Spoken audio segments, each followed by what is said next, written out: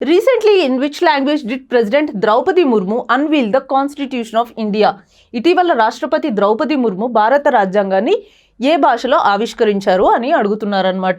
So ఇక్కడ మనకు options ఏం ఇచ్చారు? Santali language, Gondi language, Garo and Khasi language.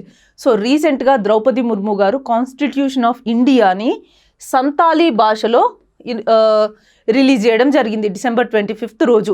So ఎందుకు ఈ సంతాలీ భాషలో కాన్స్టిట్యూషన్ ఆఫ్ ఇండియాని రిలీజ్ చేశారు అంటే ట్రైబల్ పీపుల్కి కూడా కాన్స్టిట్యూషన్ గురించి అవేర్నెస్ని పెంపొందించడం కోసం, అండ్ వాళ్ళకు కూడా ఈ కాన్స్టిట్యూషన్ అంటే ఏంటి, అసలు దాంట్లో ఏముంటుందో వాళ్ళు తెలుసుకోవడం కోసమే ఈ సంతాలీ భాషలో దీన్ని రిలీజ్ చేయడం జరిగిందనమాట.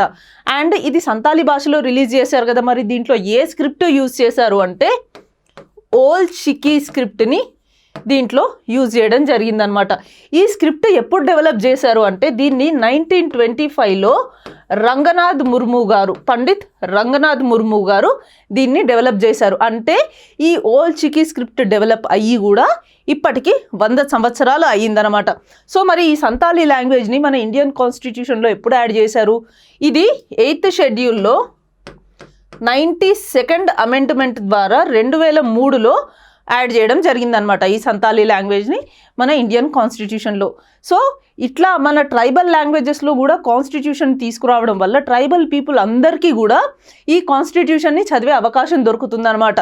సంతాలీ లాంగ్వేజ్ మనకి ఎక్కడ ఎక్కువగా మాట్లాడతారు అంటే బీహార్, వెస్ట్ బెంగాల్, జార్ఖండ్ అండ్ ఒరిస్సాలో ఇది ఎక్కువగా వాడతారనమాట.